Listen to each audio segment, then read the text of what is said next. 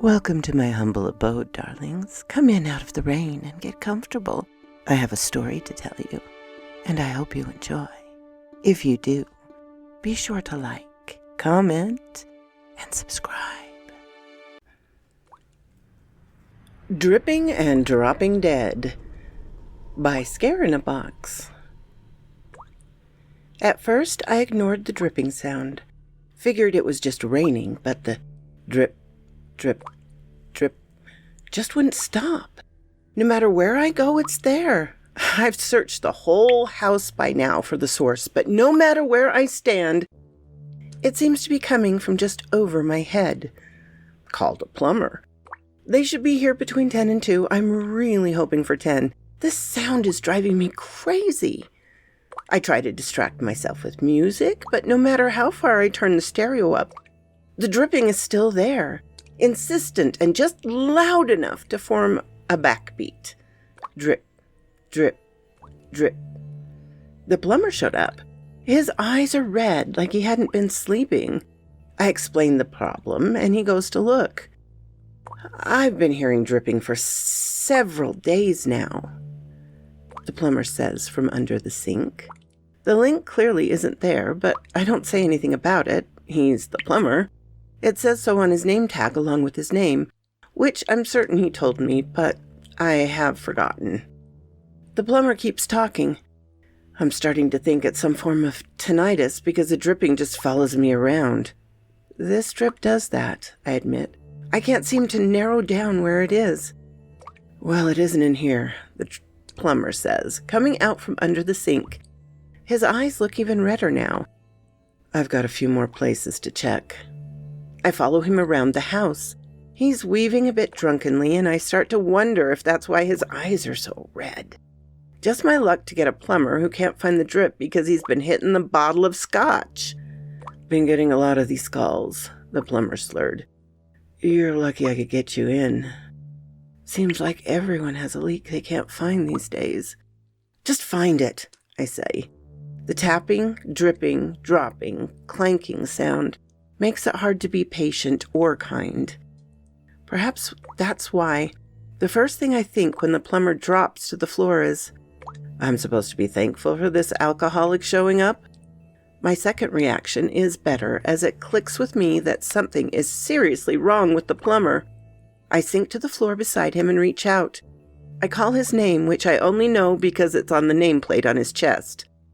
I've forgotten his name even as I say it. He doesn't respond. A little pool of blood is spreading on the floor from his nose. The next bit happens in a whirl. I call 911 and the paramedics show up. One of them has bloodshot eyes, and I find myself staring at that rather than at the corpse on my floor, because by then I know the plumber is dead. He hasn't so much as blinked since he fell to the floor. They take the body away and leave me with a little pool of blood, slowly congealing on the tiles of my kitchen. When I get some towels to clean it up, I pass the bathroom mirror. My eyes look a little bloodshot, too. It's probably the dripping. It makes it hard to sleep at night. Though maybe it's time to pick up a bottle of scotch. I'm not usually a heavy drinker, but something to help me relax sounds good. The next day I'm sitting on my living room with TV blaring in a doomed attempt to drown out the drip, drip, drip. A report comes on the news that catches my attention, mainly because I recognize the plumber's face. The familiar plumber snapshot is alongside a few others on a split screen. The details of the report are hard to concentrate on. Drip, drip, drip. Seems to wind in among the calmly states facts from the news reporter. But even with that, I managed to get the basics. The people on the screen, including my plumber, are all dead. That part makes sense. The rest doesn't seem to compute properly. Even with my limited knowledge of biology and how the body works, the finding in these deaths don't seem right. When they brought my plumber to the hospital and examined him, there was no brain in his head. His entire skull was filled with blood. He was the first. Lucky me to have the first die in my kitchen and leave a pool of blood. The others are the victims that have come in since his death. All dead now, according to the newscaster, with her perfect lipstick and wide blue eyes. The CDC has been called in, and the newscaster gives a list of warning signs on the new disease. I barely hear most of it because it sounds more like a practical joke than a real thing. The only sign I pick up on is the dripping sound.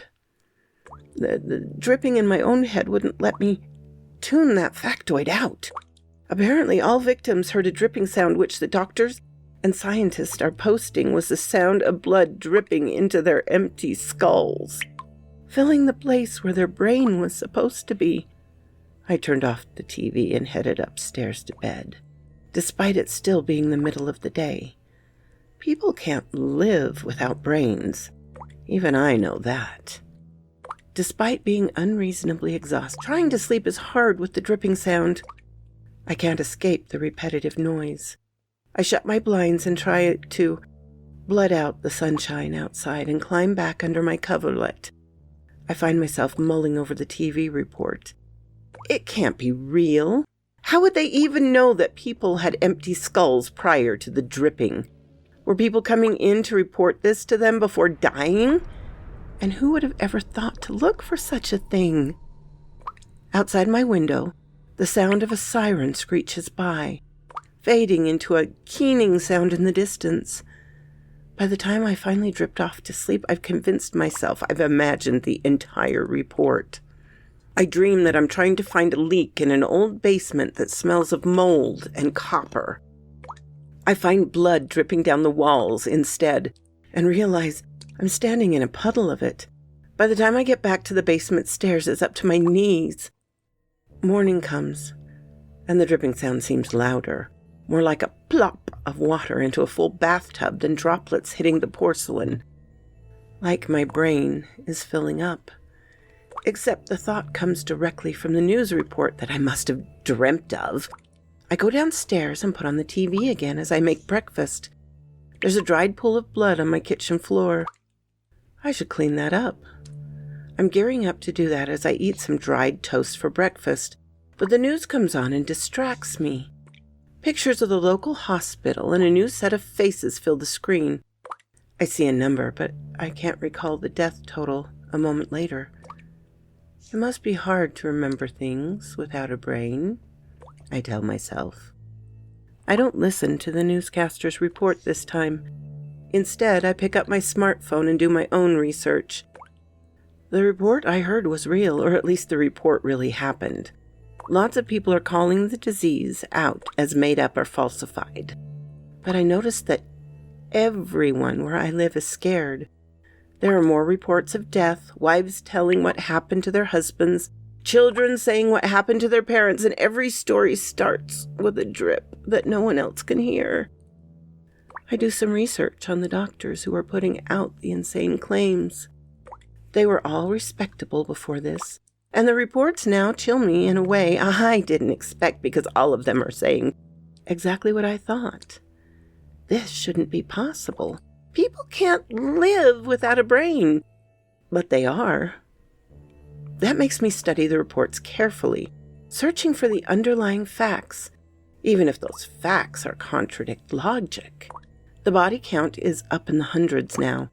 Didn't take long. The disease seems like it takes about 4 to 5 days in total. Now I'm sure of what the sound in my head is. It's a drip, slow and steady, of blood into my empty skull, filling the space left vacant. Drip, drip, drip. No matter how much I study the reports, there's no explanation for this phenomenon, nor why the person dies when the empty space is full. But they do, and by inference, that means I will too, unless I can figure a way around the looming fate. I clean up the dried blood from my kitchen floor. Overflow from the plumber's brain. He should have drained it beforehand and brought himself some time. How full is my skull? I'm 3 days into this awful dripping. I go out to my car and consider driving away, but the dripping would just follow me. When I go back inside, I'm thankful I didn't try to leave. The TV tells me that the borders to the city have been closed. We are in full quarantine from the rest of the world. Another fact sneaks out to frighten me. Over 1,000 are dead, and that's just the ones who have been reported and tallied. There are only 2 things in the city is doing now: dripping and dropping dead. That strikes me as funny, and I laugh. I can see my reflection in the kitchen window as night falls. My eyes are a horrid shade of red. I wouldn't mind some scotch, but I'm pretty sure that even if there are places open out there, they wouldn't serve me. No one seems to know if this is contagious, but no one is taking a chance. We don't know what causes this plague, but the quarantine has people thinking that if it can be contained, that means we are spreading it somehow. No scotch in the house. I lock my doors and bar the windows as the night deepens. There are bodies in the street. I can't find a death toll online anymore. No one is doing anything akin to scientific recording. I find several places where people outside the city are discussing what happened. I try to leave comments, but my fingers don't seem to want to type anything sane. I can locate a few, like me, typing similar comments. We're all talking about the dripping. Drip, drip, drip. But it has started to sound like a ticking sound to me. After all, that drip is my life trickling down to 0. In the middle of the night, I hear a gunshot fired. Then another. Someone runs by outside my house, and I'm pleased that they don't fall down and die. There are enough corpses outside my house. When I survive this, I don't want those bodies to be my responsibility. No one out there is going to help me. Not those talking about this disease from their safe, unaffected cities, and certainly not the dwindling people of the city around me. I stare at my kitchen floor and think about the plumber. Ending up just like him is hardly appealing, so I won't. His problem, I decided, was that he didn't have the information I do. He didn't know what was happening to him, so he couldn't address it. He didn't know that he didn't have a brain and his skull was slowly filling up. My leg up is that I do know these things. I wonder how we lost our brains and if we can get them back, but those are facts I don't have. The people who come after me may have them, but I have to make do with what I know. And what I know is that when my skull fills up with blood, I'll die. A smile spreads across my face. I feel it stretching unused muscles. All I have to do in order to not die is to not let my skull fill up. I head into my garage and dig around in the tools there. I find my drill and bring it inside. Safety first. I wash and sanitize the drill bit. Then I leave my sink faucet on. I figure I can watch and rinse things as I go if it becomes necessary. Good thing I know my sink doesn't leak. I giggle a little. I'm getting silly. It's all the dripping, I tell myself. It's hard to focus with the drip. And maybe, just maybe, it's hard to think clearly with no brain. The best place to go in, I decide, is the dead center of my skull. I don't need to worry about hitting my brain after all. I plug the drill in, put the bit back where it belongs, and picture the blood coming out of the plumber's nose. Obviously, that doesn't work as a drain before death, but I'm smart enough to create my own drain. My head would never fill up. Nope, I'll just let that pesky dripping blood drain out of the front. The back might have been a better choice not to mess up my face. But I can't properly reach back there. Forehead it is. I turn the drill on and press it to my forehead.